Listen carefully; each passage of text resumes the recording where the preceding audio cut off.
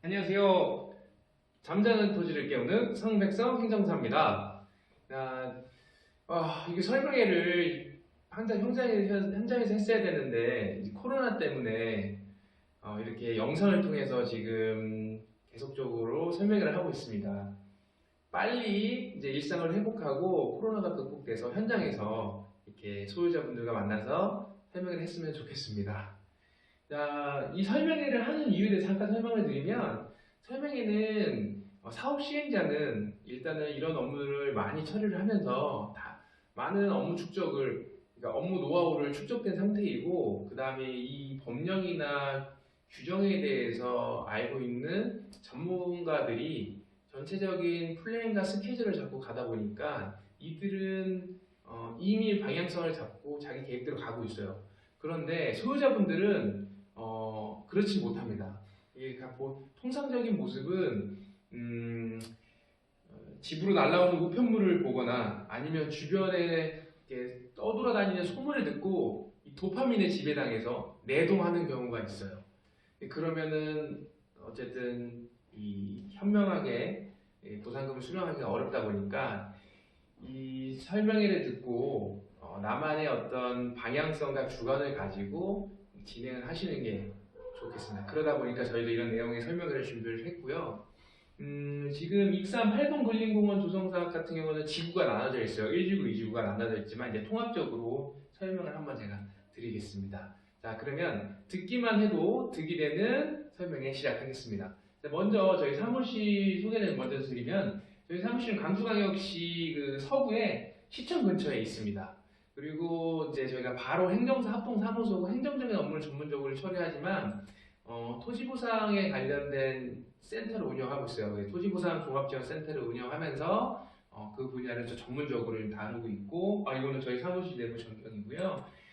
그러다 보니까 저희 구성원들 자체가 이제 전직 다 공무원들 출신이고, 현직에 계셨을 때는 국유지 관리라든가 아니면은 보상 관련 업무를 해보셔갖고 이 분야에 대해서는 전문가다라는 내용들이고, 그 다음에 행정심판을 끝나면 나중에는 행정소송까지도 또 필요시 가기 때문에 감정평가사 출신 변호사가 구성원으로 있는 이제 로펌에서 이제 업무 협약돼 있고 저희랑 업무 처리를 할 것이고, 그 다음에 마지막은 결국 세금입니다. 세금. 양도소득세를 내기 때문에 절세 부분과 신고 부분에 대해서 또 안내를 또 저희가 이제 업무 협약돼 있는 곳에서 또 드릴 것이고요. 그럼 저희 역할은 뭐냐? 저희 역할은 쉽게 얘기하면 보상금 수령하는 걸 제외하고, 보상금을 수령하는 것은 제외하고 보상 업무에 관련된 저희가 전반적인 업무를 다 처리를 해드립니다. 첫 번째는 설명회를 통해서 그 내용을 전달드리고 본인만의 방향성과 플랜을 잡고 갈 수 있도록 이런 정보 제공을 해드리고, 그 다음에 이제 본격적으로 업무가 시작이 되면 중간중간에 발생하는 민원도 있고 궁금한 점들이 발생을 합니다. 그러다 보니까 저희가 보상 자문을 해드리고, 가장 핵심적인 역할을 여기 있는 행정심판 청구, 아주 전문적이고 디테일하게 보상금에 관련된 부분을 다뤄서 행정심판에 청구를 하고, 이것도 부족하다 하면 필요시 행정소송으로 연계해서 이제 소송 법원에서도 싸울 수 있고요. 마지막은 이제 보상금에 대한 세금 신고와 절세 부분에 대해서도 이렇게 토탈적으로 원스톱으로 이제 제공을 해드리고 있다는 점 알고 계시면 될 것 같고요.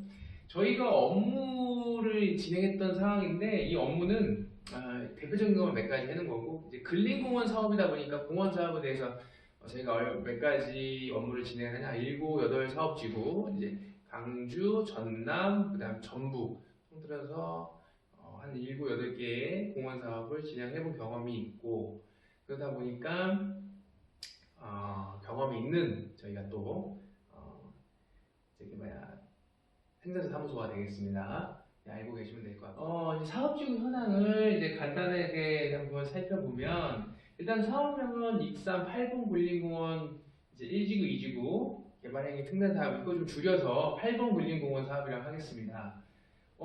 이제 좌측에 이제 지도를 먼저 보시면, 이 빨간색으로 표시되어 있는 것은 그 공원 사업의 1지구가 되겠고요. 1지구가 규모가 크죠. 그 다음에 좌측에 보이는 이 파란색이 2지구, 1지구가 좀 규모가 작습니다.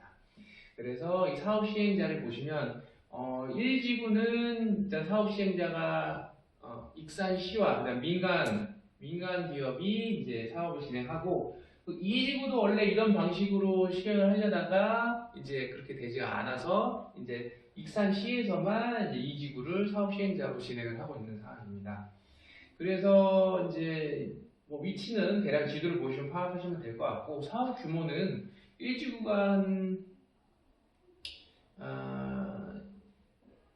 70만 해배, 2지구가 한 20만 해배 정도 되고 사업인정고시는 20년 6월에 났습니다. 1지구, 2지구 동일하게 6월에 났고 뭐 이 전남 지역, 전북 지역 모든 이게 대부분이 모든은 아니고 대부분이 사업인정고시 6월달이에요. 그게 이제 공원일몰제 때문에 사업인정고시가 나면 공원일몰제에 해당 사항이 안 되기 때문에 그냥 6월달에 났다는 점이 있는 좀 특징이고요.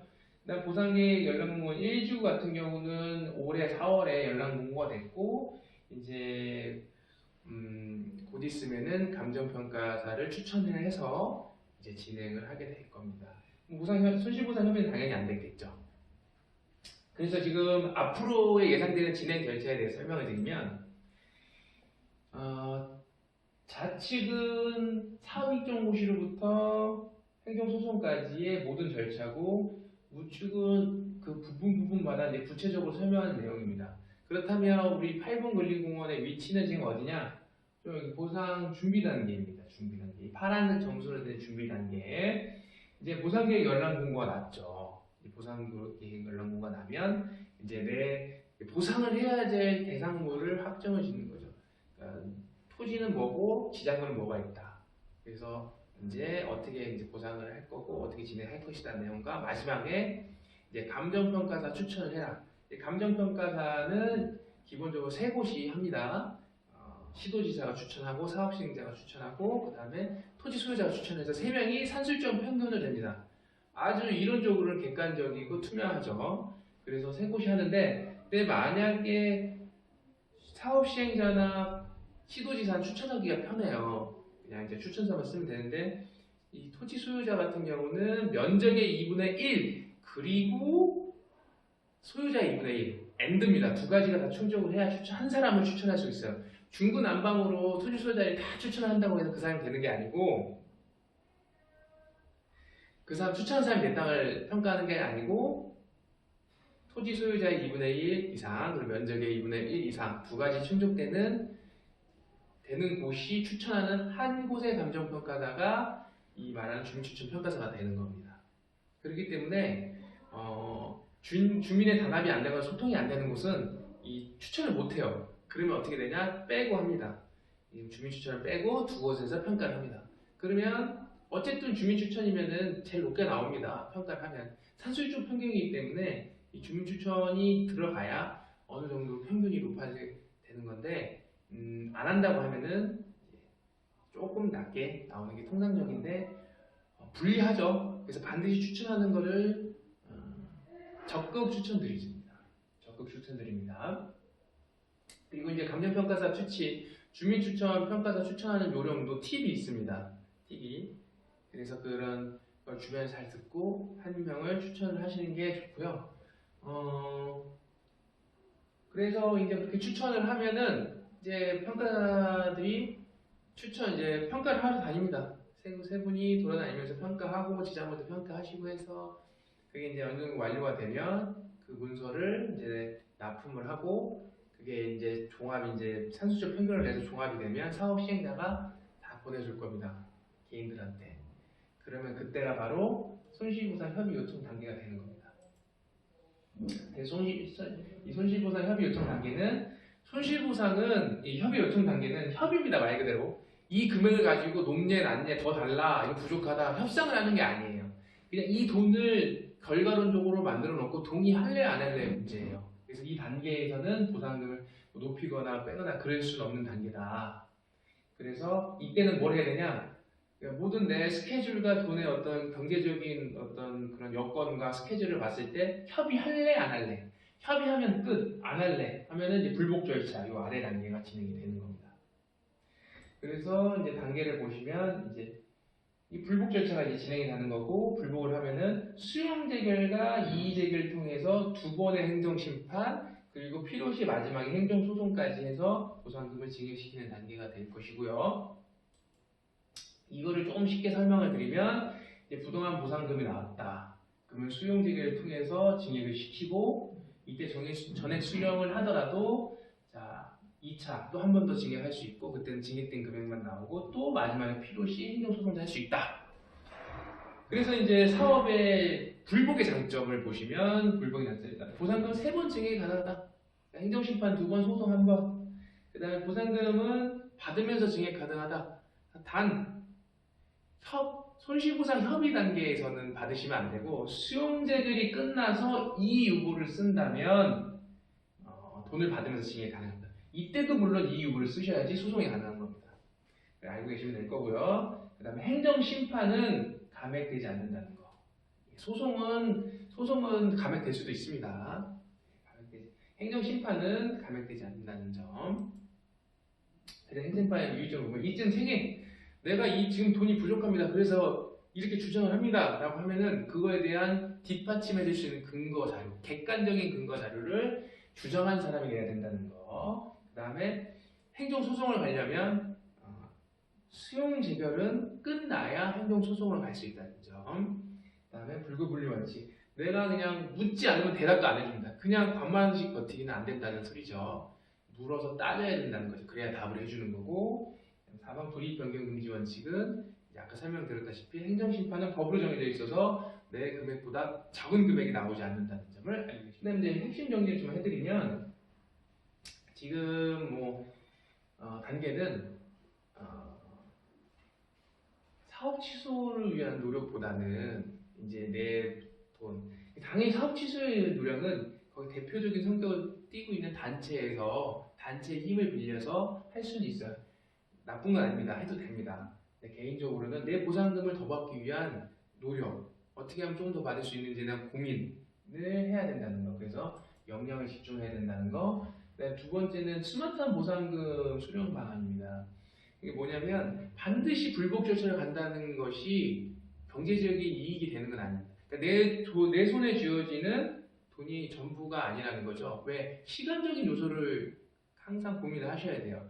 그러니까 뭐 주변의 집가상승률, 아니면은 시간이 지나면서 발생한 양도소득세, 그다음 은행 이자, 이런 거 등등등 고려했을 때에 가장 최적화된 나의 선택을 하셔야 된다는 거. 그래서 스마트한 보상금 수령을 위해서는 고민을 해보셔야 된다는 점과, 지금 민간 사업자가 이제 사업이 진행이 되면 사업자도 이제 빨리 거기 아파트를 지어서 판매를 해야 되거나 이런 부분 때문에 오래 시간이 끌지는 않습니다. 그럼 언젠가는 짧은 시간에 수용 재결이 진행이 된다 하면, 알고 있다면 선제적으로 대응해서 거기에 대응을 해야 된다는 점이고요.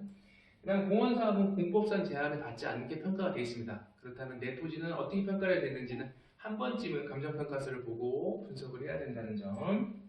그다음에